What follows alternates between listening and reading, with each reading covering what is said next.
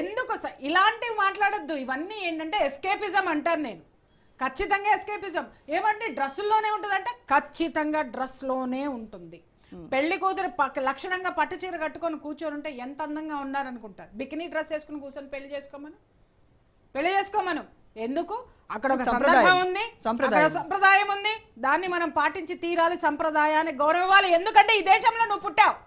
భారతదేశం గౌరవాన్ని సంప్రదాయాన్ని గౌరవించలేని వీళ్ళందరినీ ఏ దేశం కావాలో ఆ దేశానికి పంపండి. కుటుంబ వ్యవస్థను గౌరవించలేని వాళ్ళని ఎక్కడ ఉండాలో అక్కడ ఉండమని చెప్పండి. అంతేగాని మీరు ఇవాళ నెట్టింట్లో మొత్తం మీ ఫోటోలన్నీ హల్చల్ అవుతున్నాయి. నేను చూడను, నువ్వంటే నాకు ఇష్టం లేదు, నేను చూడను. కానీ వయసు వచ్చిన మగ పిల్లలు చూడకుండా ఉంటారా? గాడిదలాగా నీకు వచ్చినాయి అన్ని సంవత్సరాలు. కానీ ఇవాళ 15 ఏళ్ళ కుర్రాడు, 14 ఏళ్ళ కుర్రాడు నోరు తెచ్చుకొని చూస్తున్నాడు నీ ఫోటోలు.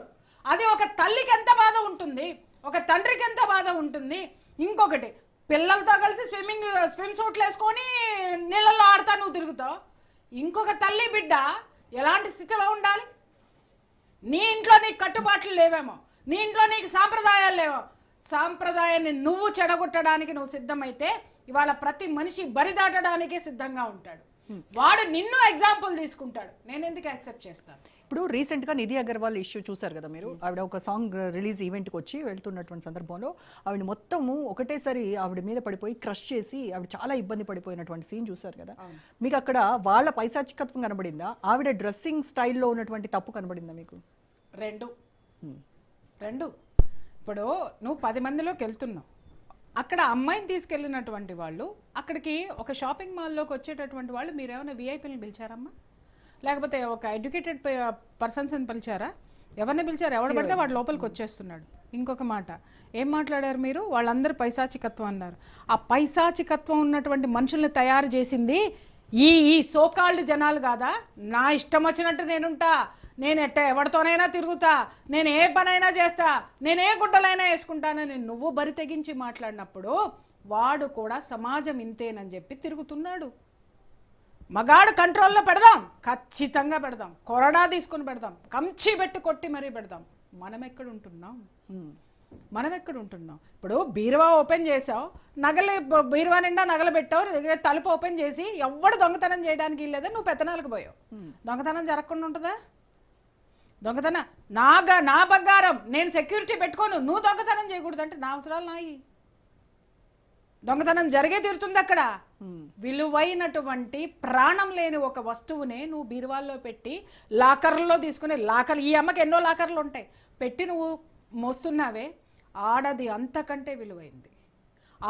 ఏ విలువైంది అనంటే ఎప్పుడు కూడా ఈ పురుష సమాజము చాలా వరకు కూడా ఆడదాన్ని ఒక భోగ వస్తువుగానే చూస్తుంది. మీకు చేతనైతే ఈ స్టేట్మెంట్లు ఇచ్చిన ఆడవాళ్ళందరినీ నేను మాట్లాడుతున్నాను, మగాడి మైండ్ సెట్ని మార్చి చూపించి మాట్లాడండి. అంటే వాళ్ళు మారరా? ఎవరు? మనం మార్చాలి కానీ వాళ్ళు స్వతహాగా వాళ్ళలో మార్పు రాదా? స్వతహాగా మార్పు వీళ్ళకి మంచి తల్లులైతే, స్వతహాగా మార్పు వీళ్ళు మంచి భార్యలైతే, స్వతహాగా మార్పు వీళ్ళు మంచి సిటిజన్స్ అయితే. అర్థమైందా? ఇవాళ కానంత వరకు నువ్వు స్విమ్ సూట్లు వేసుకొని నీ పిల్లకాయలతో నువ్వు స్విమ్మింగ్ చేసినంత వరకు నేను ప్రపంచం ఎలా చూస్తుంది? అలాగే నువ్వు మట్టలేసుకో, నువ్వు బొట్టు పెట్టుకో, నీ చిన్మయి వాగింది. నేను చెప్తున్నాను, ఇదేవత్ అసలు చెప్పడానికి. నేను మట్టెలు బొట్టు నా 5వ తనానికి చిహ్నంగా నేను చూస్తాను, అంత పవిత్రంగా నేను చూసేదాన్ని. ఇది వేసుకోదేమో, ఇది పెట్టుకోదేమో, ఇది ఇంకొక మగాడిని వేసుకోమంది, ఈవిని దేంతో కొట్టాలి?